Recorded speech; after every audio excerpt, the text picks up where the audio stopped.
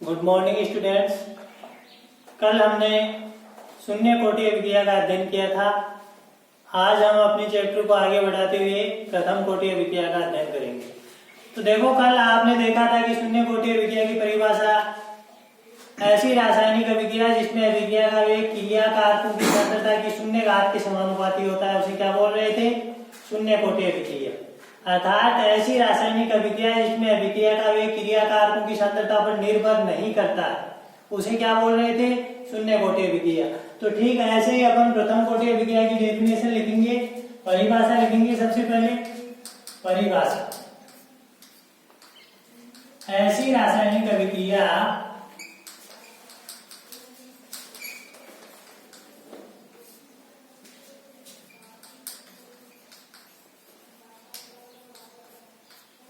जिसमें अभिक्रिया का वेग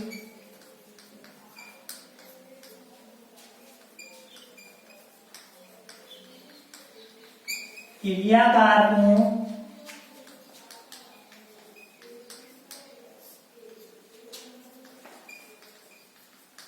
की सांद्रता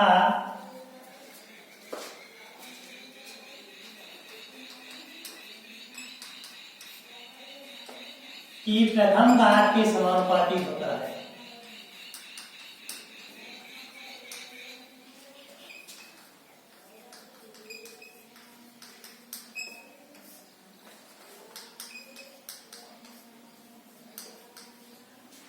उसे प्रथम कोटि अभिक्रिया कहते हैं।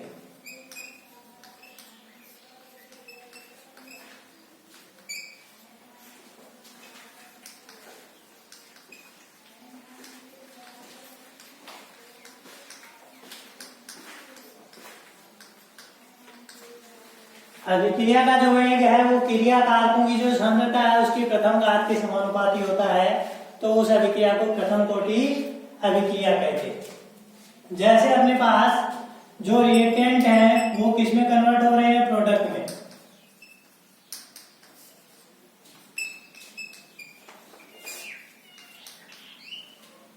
अब मैं अगर t बराबर 0 समय की बात करूं या प्रारंभिक सांद्रता की बात करूं, तो प्रारंभिक जो सांद्रता है वो सारी की सारी रिएक्टेंट मॉलिक्यूल की वजह से होगी। तो मैं यहाँ पर क्रिया कारक की प्रारंभिक सांद्रता है उसको R0 मान लेता हूं और उत्पाद की प्रारंभिक सांद्रता क्या है? 0। अब अगर t समय पर सांद्रता की बात करें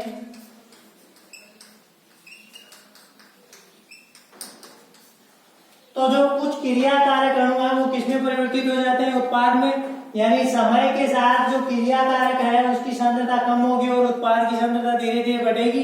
तो t समय पर उत्पाद की सांद्रता क्या हो जाती है? आपकी x हो जाती है और क्रिया कारक की जो सांद्रता है वो क्या हो जाती है? घटकर r हो जाती है। ये जो r क्रिया कारक की t समय पर सांद्रता होगी, इसका मान क्या होगा? क्रिया कारक की प्रारंभिक सांद्रता में से t समय पर उत्पाद की सांद्रता घटाएंगे उसके बराबर होगा। यानी r की वैल्यू R0 माइनस x होगी। अब इसके लिए वेग नियम से अपन लिखें तो वेग नियम प्रथम कोटि की अभिक्रिया के लिए क्या बोलेगा? इस अभिक्रिया का जो वेग है वो क्रिया कारक की जो सांद्रता है उसकी प्रथम घात की क्या होगा? समानुपाती। ऐसे ही होगा। प्रथम कोटि अभिक्रिया के लिए वेग नियम क्या होगा? अभिक्रिया का वेग क्रिया कारक की सांद्रता की प्रथम घात के समानुपाती होता है। यह अभिक्रिया वेग है रेट ऑफ रिएक्शन। R बराबर अपन यहां पर लिखें तो R बराबर क्या होगा? देखो, क्रिया कारक या उत्पादों की सांद्रता में समय के साथ हुआ परिवर्तन ही अभिक्रिया वेग कहलाता है। R बराबर अगर मैं क्रिया कारक की रिस्पेक्ट में लिखना चाहूं तो क्या होगा? क्योंकि समय के साथ क्रिया कारक की सांद्रता में कमी आएगी, अतः इसके पहले नेगेटिव साइन यूज होगा, माइनस dR/dt। ये क्रिया कारक के रिस्पेक्ट में वेग होगा। और अगर उत्पाद के रिस्पेक्ट में लिखा जाएगा तो ये क्या होगा? dx/dt। इस तरह से अपन अभिक्रिया वेग को लिखेंगे। तो यहां पर r की जगह में माइनस dr/dt लिख दो। माइनस dr/dt समानुपाती होगा रिएक्टेंट की कंसंट्रेशन की पावर 1 पर। अब यहां से समानुपाती चिन्ह अगर हटाएंगे तो एक कांस्टेंट आएगा जिसे वेग नियतांक बोलेंगे। तो minus d r upon d t is equal to K1, ये आर की कंसंट्रेशन, ये K1 आपका क्या हो गया, प्रथम कोटि अभिक्रिया का वेग नियतांक। K1 बराबर क्या होगा, वेग नियतांक या दर नियतांक। इस जो इक्वेशन को अपन क्या बोलते हैं, अवकलित वेग समीकरण। इस इक्वेशन को क्या बोला जाता है, अवकलित वेग समीकरण। ये किसके रिस्पेक्ट में लिखा गया है, क्रिया कारक के संदर्भ में या अभिक्रिया का जो वेग है वो लिखा गया। अगर उत्पाद के रिस्पेक्ट में लिखते हैं तो क्या हो जाता है, ये देखो minus d r upon d t की जगह अपन d x upon d t भी लिख सकते हैं उत्पाद के रिस्पेक्ट में। तो या इसे क्या लिख सकते हैं, d x upon d t is equal to K1 R, ऐसा लिखा जा सकता है।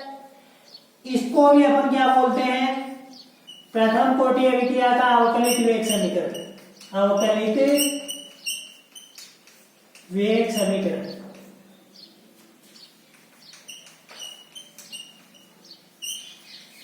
ये वाला जो वेग समीकरण लिखा गया है ये क्रिया कारक के रिस्पेक्ट में लिखा गया है और ये उत्पाद के संदर्भ में लिखा गया है। दोनों ही अभिक्रिया के अवकलित वेग समीकरण है। अब इसी के आधार पे अपन समाकलित वेग समीकरण है वो डिराइव करेंगे। थोड़ा यहाँ तक नोट डाउन कीजिएगा। आप जब भी इसे नोट करते हैं तो उस स्थिति में जहां पर भी आपको नोट करने के लिए बोला जाए थोड़ा वीडियो को पॉज करके वहां पर आप नोट डाउन कर लीजिएगा, फिर उससे आगे बढ़ते। तो देखते हैं इसी को अपन प्रयोग करते हुए इसका समाकलित वेग समीकरण निकालते हैं। Minus d r upon d T बराबर किसके हो गया, K1, ये आर की कंसंट्रेशन, क्रिया कारक की कंसंट्रेशन हो गई। अब थोड़ा सा इसको एडजस्ट करो, इसको ऐसे भी लिखा जा सकता है डी आर अपॉन आर बराबर माइनस K1 डी टी, ऐसे लिख दिया। आर को इधर से इधर पटक दिया, डी टी को उधर ले गए तो ये किसमें हो गया, गुणा में चला गया। अब इसका समाकलन कर दो। समाकलन करने पर integration of d r upon r बराबर minus integration of K1 d t. देखो जब इसका समाकलन किया जाता है 1 अपॉन आर का डी आर के सापेक्ष जब समाकलन किया जाता है तो इसका जो मान आता है वो नेचुरल लॉग ऑफ आर आएगा। क्या आएगा, नेचुरल लॉग ऑफ आर बराबर ये के कांस्टेंट है, इसको बाहर निकाल लो तो माइनस के, और ये जो डी टी है इसका समाकलन आप करेंगे तो क्या आ जाएगा, टी आ जाएगा। यानी natural log of r is equal to minus k t plus एक कांस्टेंट आएगा जिसे अपन क्या लिखेंगे, सी। सी यहाँ पर क्या है, समाकलन नियतांक। सी क्या होगा आपका, समाकलन नियतांक।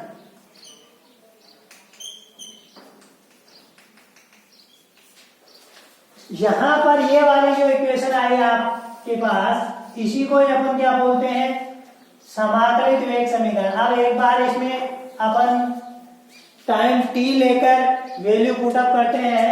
देखो जब t बराबर क्या है आपके पास, जब t बराबर 0 हो तो t बराबर 0 है यानी प्रारंभ की बात, संदर्भ की बात कर रहा है। जब t बराबर 0 है तो ये जो रिएक्टेंट की t टाइम पर कंसंट्रेशन r है वो क्या होगी, r0 होगी। तो उस स्थिति में r बराबर किसके हो जाएगी भाई, r0 के हो जाएगी। यानी जो t टाइम पर क्रिया कारक की कंसंट्रेशन है वो t बराबर 0 समय पर किसके बराबर होगी, r0 के बराबर। तो इसमें पुटअप करो, देखो इसको समीकरण नंबर आप नाम दे दो, 1 नाम दे दो। अब नेचुरल लॉग ऑफ r बराबर माइनस के इंटू टी की वैल्यू 0 प्लस क्या है, c।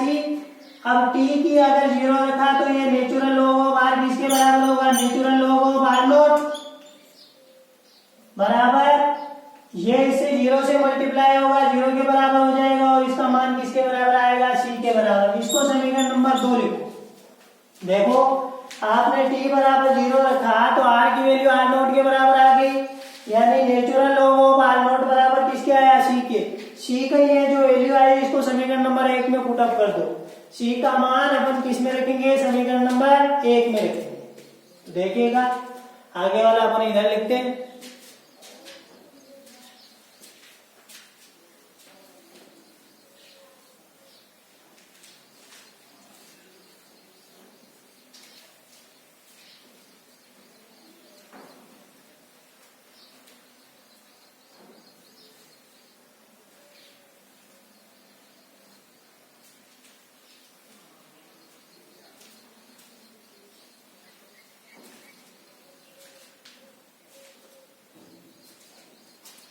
सी का मान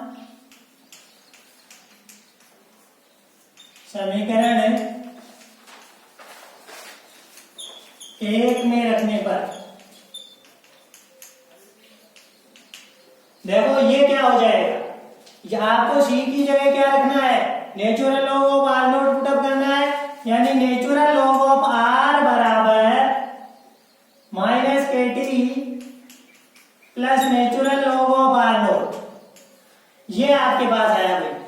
इसी को अपन क्या बोलते हैं, समाकलित वेग समीकरण। किस कोटि के विक्रिया के लिए है, प्रथम कोटि के विक्रिया के लिए क्या है, इसको समीकरण नंबर में 2 नाम देता हूं, 3 दे देते हैं। समाकलित वेग समीकरण।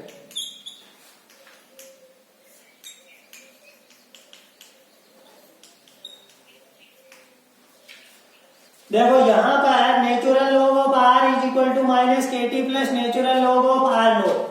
अब ये वाली जो इक्वेशन है इसी की अपन थोड़ी सी इसके बारे में जो आलेखीय निरूपण है उसकी भी चर्चा यहीं पर कर लेते हैं। y बराबर क्या होता है, mx प्लस c से तुलना करने पर, इसकी तुलना करो इसे,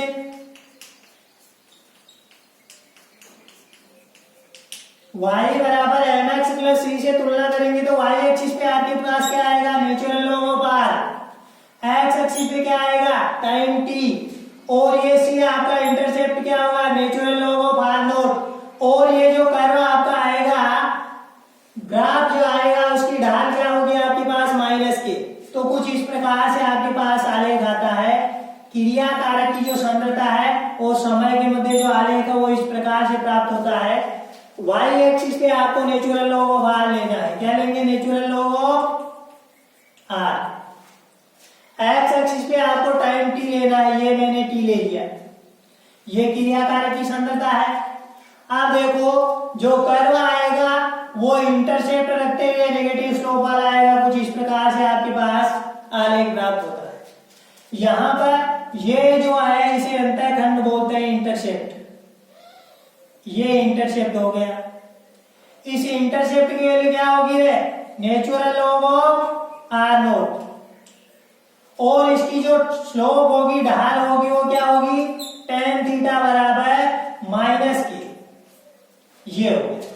इस प्रकार से क्रिया कारक की सांद्रता और समय के मध्य जो ग्राफ है वो ड्रा किया जा सकता है। ये क्रिया कारक की सांद्रता और समय के मध्य, तो यहां पर लिख देना, ये जो ग्राफ है, आलेख है, वो natural log of are versus t के मध्य। समझ में आई कि नहीं आई बात। एक आलेख आपके पास प्राप्त होता है जिसमें intercept natural log of r not होता है, और इसकी जो कर्व की ढाल है वो क्या होगी, माइनस के होगी, tan थीटा। समझ में आई कि नहीं आई बात। अब इसी आलेख को अपन थोड़ा सा, ये जो इक्वेशन दे रखी है इसी को ये नेचुरल लॉग के रूप में दे रखा है, इस फॉर्म को लॉग बेस 10 के रूप में कन्वर्ट करेंगे, क्योंकि अपने जो प्रश्न होंगे वो हल करने के लिए लॉग बेस 10 के रूप में ही अपन इस सूत्र को काम में लेंगे। देखो एक बार दोबारा लिखता हूं इसको मैं, नेचुरल लॉग ऑफ आर बराबर minus k t plus natural log of r not, ये हो गया। आप सबको पता है कि नेचुरल लॉग ऑफ, मान लीजिए जेड है, नेचुरल लॉग ऑफ जेड है, तो इसकी वैल्यू किसके बराबर होगी, 2.303 लॉग बेस 10 ऑफ जेड, इसके बराबर होगी। यहाँ नेचुरल लॉग था, बेस ई था, इसको मैंने बेस 10 में कन्वर्ट कर लिया, तो 2.303 से क्या हो जाएगा, मल्टीप्लाई हो जाएगा। ऐसे ही मैं नेचुरल लॉग ऑफ आर को लॉग बेस 10 की फॉर्म में लिखना चाहूं तो ये क्या हो जाएगा, 2.303 log base tan of r is equal to minus kt plus 2.303 log base tan of r naught, ऐसा हो जाएगा। यहां पर 2.303 गुणा हो रहा है, इधर भी 2.303 गुणा हो रहा है, तो इस पूरे के पूरे इक्वेशन में डिवाइड कर दो आप 2.303 से, तो डिवाइड करने पर ये इससे कैंसिल हो जाएगा, यानी इधर बचेगा log base tan of r बराबर माइनस के अपॉन, इधर डिवाइड कर दिया इसे भी 2.303 t, आगे प्लस का साइन 2.303 कैंसिल आउट हो गया, बचा log base tan of r naught।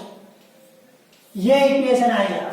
ये भी क्या है आपके पास समाकलित वेग समीकरण की फॉर्म है, जिसमें बेस नेचुरल लॉग ना होकर बेस टेन वाला लॉग है। बात समझ में आ गई?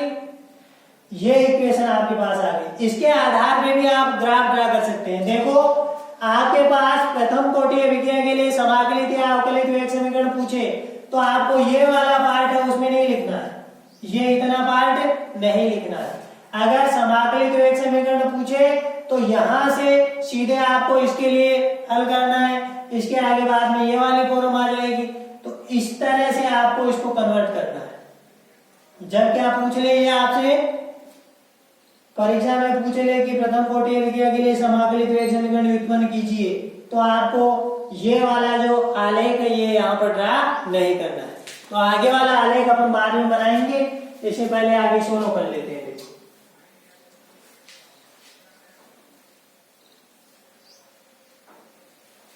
ये भी क्या है समाकलित वेग समीकरण की फॉर्म ये हुई। आगे देखो इसे अपन हल करते हैं। अरे नेचुरल लॉग ऑफ आर इधर है, ये माइनस के टी अपॉन 2.303 है, तो इस के टी को इधर लेकर जाओ, ये इधर रहेगा, ये इधर आगे घटेगा, तो देखो क्या होगा, के अपॉन 2.303 टी, इसको बराबर के चिन्ह के उधर लेकर चलेंगे। अब ये जो log base tan of r है इसको बराबर के चिन्ह के इधर लाएंगे तो ये घटेगा, तो क्या हो जाएगा, पहले इधर से बैठा है log base tan of r naught, वो इधर आ गया, घटेगा इधर, क्या natural log base tan of r। ये इस प्रकार से आपके पास ये इक्वेशन आ गई। देखिएगा ऐसे अगर होता है कैसे, जैसे log a minus log b, तो इसको क्या लिखा जा सकता है, log a divided by b लिखा जा सकता है, लिख सकते हैं ना। तो ठीक इसी तरह से ये log r note minus log r है, इसको log r note by r लिखा जा सकता है। तो क्या लिखेंगे, kt अपॉन 2.303 बराबर है log base tan of r note divided by r। इस तरह से आपने पुटअप कर दिया। ये भी क्या है, प्रथम कोटि अभिक्रिया का समाकलित वेग समीकरण ही है। और वेग नियतांक के बारे में पूछे तो वेग नियतांक की वैल्यू यहां से अपन बता सकते हैं।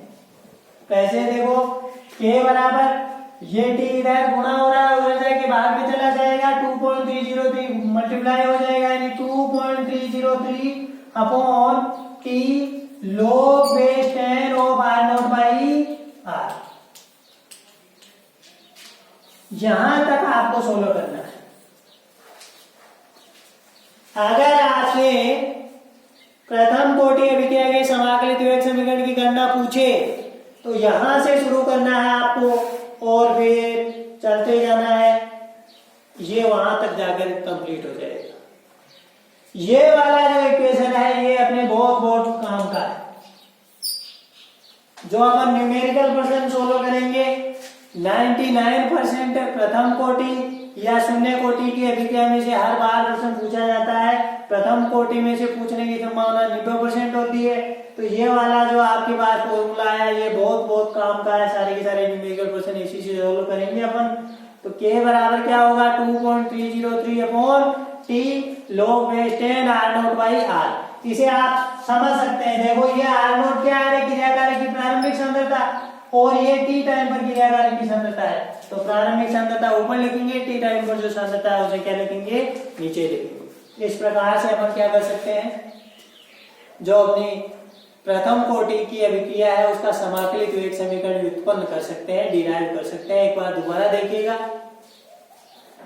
यहां तक तो अपन ने पहले देख लिया था, यहां से आगे अपन इसको हल करने की कोशिश कर रहे हैं। जो अवकलित वेग समीकरण था उसी से अपन ने क्या किया है, समाकलित वेग समीकरण उत्पन्न किया है। अवकलित वेग समीकरण आपके पास क्या आया था, माइनस dr/dt बराबर किसके आया था, kr के आया था। फिर अपन ने इसको एडजस्ट किया था, इधर जो dt था उसको उधर लेकर गए थे, उधर से r इधर लेकर आए थे कि नहीं आए थे। फिर आपके पास जो इक्वेशन आई थी उसका अपन ने क्या कर दिया था, इंटीग्रेशन कर दिया था।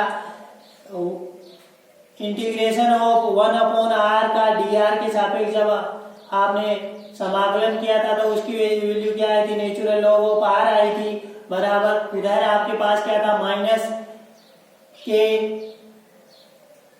dt था। उसका जब समाकलन किया था के कांस्टेंट बाहर आ गया, dt का समाकलन क्या हो गया था, t हो गया था, और एक इंटीग्रेशन कांस्टेंट क्या आया था अपने पास, c आया था। जब t बराबर आपने 0 समझ लिया तो r की वैल्यू किसके बराबर हो गई थी, r0 की वैल्यू के बराबर हो गई थी, और c वाली वैल्यू वहां पर पुट अप कर दी थी। तो ये इक्वेशन आपके पास आ गया था, नेचुरल लॉग ऑफ r बराबर minus kt plus natural log of r0। इसे ही क्या बोल रहे थे अपन, समाकलित वेग समीकरण बोल रहे थे। ये भी समाकलित वेग समीकरण है, ये भी समाकलित वेग समीकरण है, और ये भी समाकलित वेग समीकरण है। आपसे अगर समाकलित वेग समीकरण पूछे तो यहां तक इसको सोल्व कर लीजिए, समझ में आ गई बात। लेकिन ये वाला जो आपने ग्राफ बनाया ये आपको नहीं बनाना, ये ग्राफ क्रिया कारक की सांद्रता और टी के मध्य प्रथम कोटि अभिक्रिया के लिए जब पूछे तभी बनाना है। तो इससे आगे अपन देखते हैं। देखो यहाँ पर लॉग बेस क्या है, ई है, इसको अगर टेन में कन्वर्ट करेंगे तो आपके पास जैसे नेचुरल लॉग ऑफ जेड होगा बराबर क्या होता है, 2.303 लॉग बेस 10 ऑफ जेड होता है। तो ठीक ऐसा है, यहाँ पर आपने ये नेचुरल लॉग ऑफ आया था, इसको लॉग बेस 10 में कन्वर्ट किया तो 2.303 से मल्टीप्लाई कर दिया, इधर भी मल्टीप्लाई हो गया, पूरे के पूरे इक्वेशन में 2.303 का भाग दिया तो ये इससे कैंसिल आउट हो गया, ऊपर नीचे कैंसिल आउट हो गया, यहाँ पर 2.303 आ गया। अब ये वाली जो इक्वेशन है यहां से अपन ने इसको हल किया है, देखो कैसे, ये माइनस kt अपॉन 2.303 इसको बराबर के चिन्ह के इधर लाए, पॉजिटिव हो गया, ये उधर जाते हैं किसका हो गया है, नेगेटिव हो गया, इसको नेगेटिव में लिख दिया। अब आपके पास एक इक्वेशन है, एक सूत्र है, क्या है formula, log a minus log b बराबर क्या होता है, log a बाई b होता है।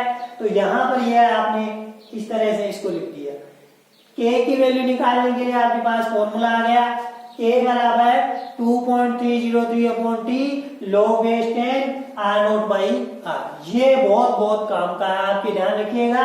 ऊपर अपन इनिशियल कंसंट्रेशन लिखते हैं और टी टाइम पर जो कंसंट्रेशन होती है उसको नीचे की तरफ नोट करो इधर।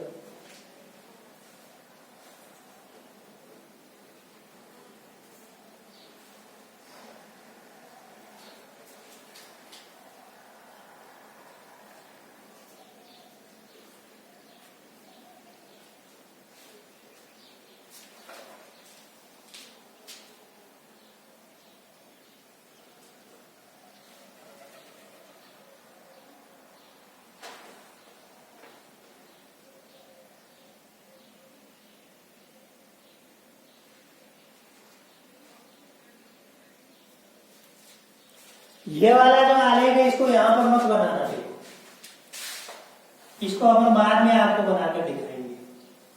दोबारा इक्वेशन लिख देंगे, उसके आधार पे बनाकर दिखाएंगे।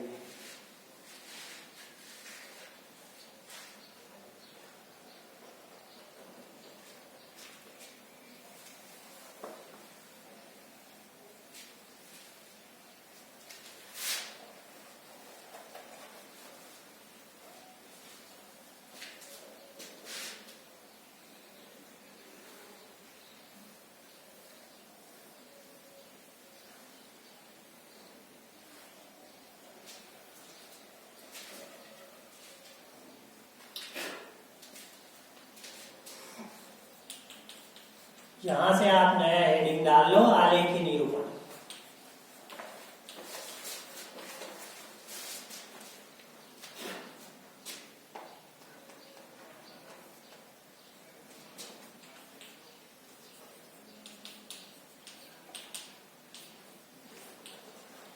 पहला आलेख अपन किसके मध्य बनाएंगे? Natural log of are versus t के मध्य। तो देखो इसके लिए आपको ये वाली इक्वेशन लिखनी पड़ेगी। नेचुरल लॉग ऑफ आर बराबर minus k t plus natural log of किसके है? आर नोट के। अरे दिखाई दे रहा है ना? अब तुलना करो, y बराबर mx प्लस c से तुलना करने पर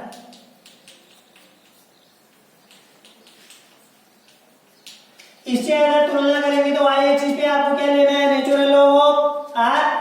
ये m आपका क्या होगा? माइनस के। x एक्सिस पे क्या होगा? t। इंटरसेप्ट क्या होगा? Natural log of r note.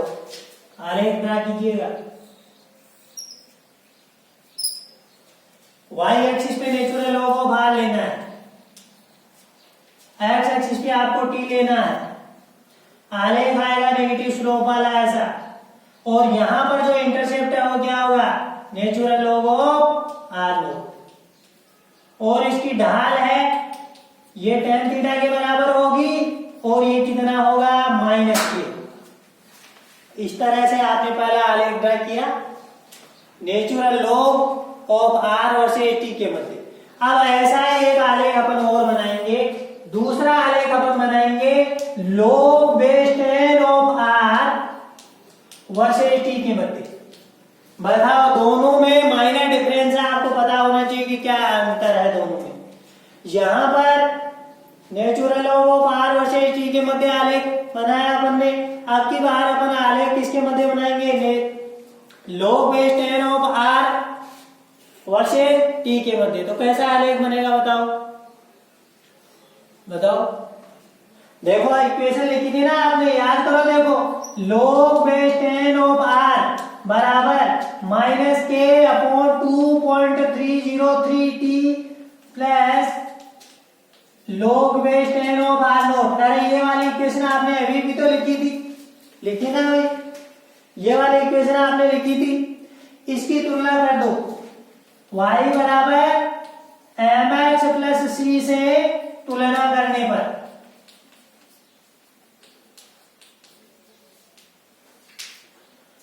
y बराबर mx प्लस c से तुलना करो। y एक्सिस पे आपका क्या आएगा?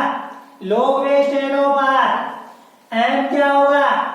Minus k upon 2.303। x क्या होगा आपका? t। और इंटरसेप्ट क्या हो जाएगा? Log base tan of r not. तो आलेख कुछ इस प्रकार से प्राप्त होगा। देखो ये क्या है? Log base tan of r. इधर क्या ले रहे हैं आप? टाइम टी ले रहे हैं। आलेख नेगेटिव स्लोप वाला विथ इंटरसेप्ट प्राप्त होगा, जिसमें इंटरसेप्ट की वैल्यू क्या होगी? अरे बोलो, इंटरसेप्ट क्या होगा? Log base tan of r not. ये होगा log base tan of r not. और इसकी ढाल slope tan theta is equal to किसके बराबर होगा? माइनस के अपॉन 2.303 के बराबर होगा। दोनों में क्या डिफरेंस हुआ? जब यहां पर बेस ई था उस स्थिति में जो ढाल थी वो माइनस के बराबर हो रहा था tan थीटा, और यहां पर tan थीटा किसके बराबर है? माइनस के अपॉन 2.303 के बराबर हो रहा है। तो ये माइनर डिफरेंस है दोनों में। स्लोप में यहां पर लॉग बेस tan है, यहां पर लॉग बेस ई है। ये दोनों में अंतर है, दोनों ग्राफ्स में।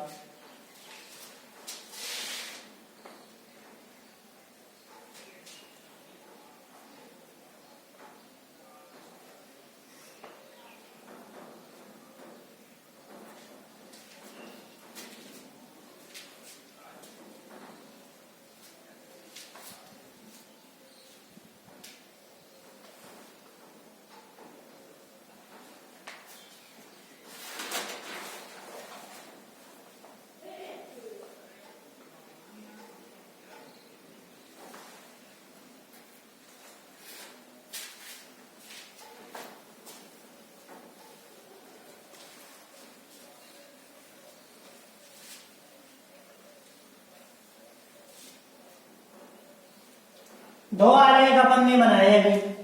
देखो एक तीसरे आलेख की और चर्चा कर लेते हैं।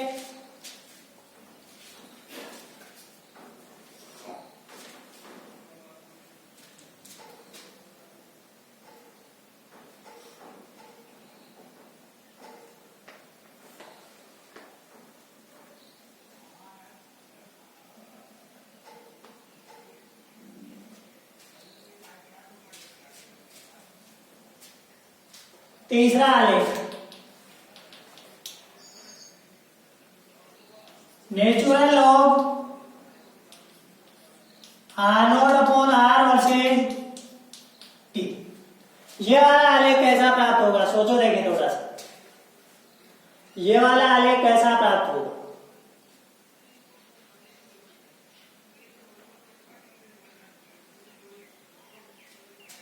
अरे अभी अभी आपने लिखा है, क्या लिखा था? नेचुरल लॉग ऑफ आर बराबर minus k t plus natural log of r not. ऐसे आपके पास एक इक्वेशन आई थी कि नहीं आई थी? अब देखो के टी को इधर लाएंगे पॉजिटिव हो जाएगा, ये जो नेचुरल लॉग आर है इसको उधर ले जाएंगे क्या हो जाएगा? नेगेटिव हो जाएगा। इधर पॉजिटिव है उधर क्या हो जाएगा? नेगेटिव हो जाएगा। तो के टी बराबर natural log of r not minus natural log of क्या हो गया? आर हो गया। अरे हुआ कि नहीं हुआ? अब के टी बराबर क्या लिखा जा सकता है? Log a minus log b को लॉग ए बाई बी लिखा जा सकता है। तो ये क्या हो जाएगा? Natural log r not by r हो जाएगा। होगा कि नहीं होगा? अब ये ऐसा है तो इसको इस प्रकार से भी लिख सकते हैं, natural log of r not by r बराबर किसके? के टी। इस तरह से लिख दिया। अरे लिखा कि नहीं लिखा? अब इसकी तुलना कर लो। y बराबर एम एक्स से तुलना करने पर y बराबर किससे तुलना करेंगे? एम एक्स से तुलना करने पर। तुलना करो भाई, y एक्सिस पे क्या लेंगे? Natural log of r not by r. X axis पे क्या लेंगे रे? टी। एक्स एक्सिस पे क्या लेोगे? टी। कैसा आलेख आएगा? सरल आलेख आएगा, एक सीधी रेखा वाला आलेख आएगा। v बराबर आई आर वाला आलेख प्राप्त होगा। ये आपका y एक्सिस है, इधर क्या लिखेंगे? Natural log of r not by r. X axis पे क्या लिखेंगे? t। ऐसा आलेख आएगा जिसकी ढाल tan थीटा बराबर क्या होगी? स्लोप tan थीटा बराबर किसके? के बराबर। यानी जैसे जैसे समय बीतेगा वैसे वैसे natural log of r not upon r की वैल्यू क्या होती जाएगी? बढ़ती जाएगी। समय के साथ natural log of r not by r की वैल्यू भी क्या होगी? बढ़ेगी। देखो ये समय यहाँ पर इसकी वैल्यू इतनी, समय यहाँ पर देखें तो इसकी वैल्यू कितनी हो गई? इतनी हो गई। यानी समय के साथ समानुपातिक आधार पर, अनुक्रमानुपातिक संबंध के आधार पर natural log of r not upon r की वैल्यू क्या होती जाएगी? इंक्रीज होती जाएगी। ऐसा v बराबर आई आर में जैसा आलेख आपको प्राप्त होता है, ठीक वैसा ही आलेख यहाँ पर प्राप्त होता है। आया समझ में? अब आपसे दूसरा एक इक्वेशन पूछ ले या आलेख के निरूपण पूछ ले, किसके मध्य? Log base 10 of r not by r versus t के मध्य। log base 10 r naught by r versus t के मध्य अगर आलेख पूछ ले तो ये आलेख कैसा प्राप्त होगा? सोचो थोड़ा सा।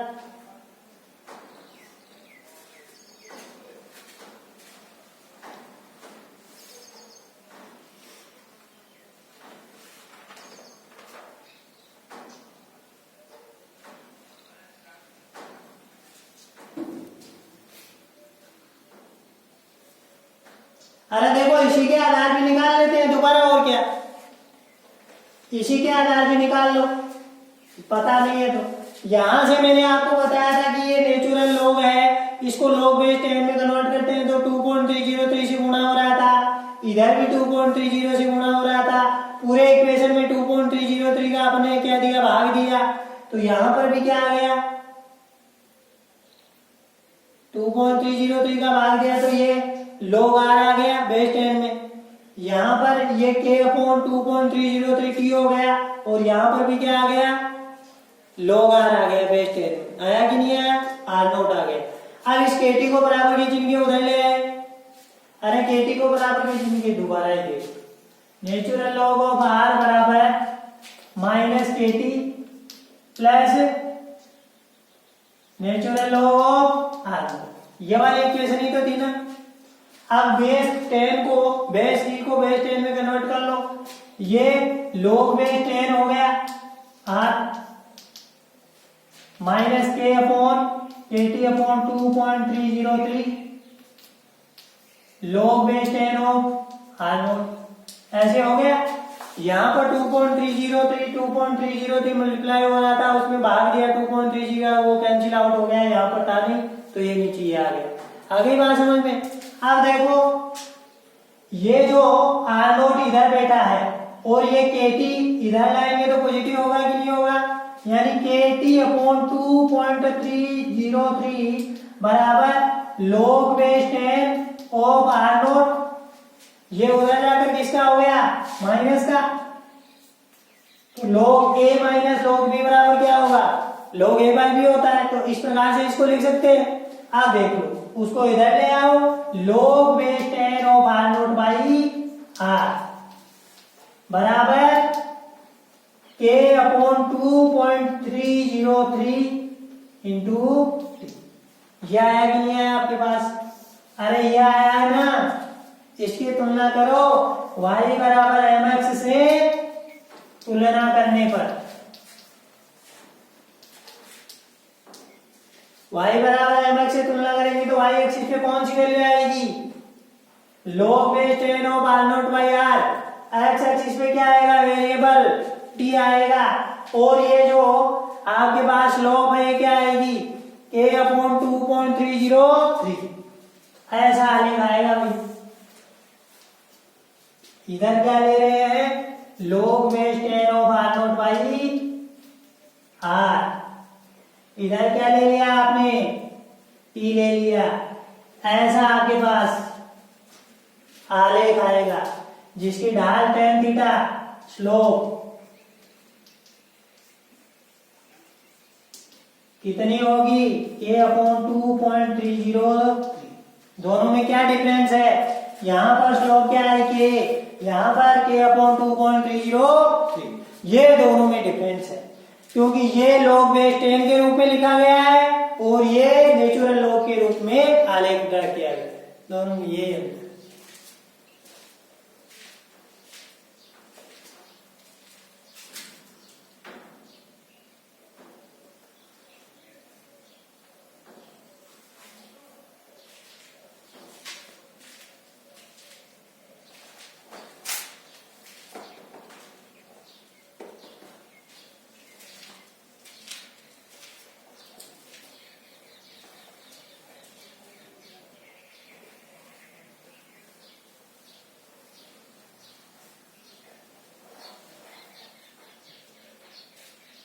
तो आज की जो क्लास है वो बहुत बहुत काम की है। आप लोग इसको नोट डाउन भी कीजिएगा और घर जाके इसको रिवाइज भी कीजिएगा, अच्छे से रिवाइज कीजिएगा।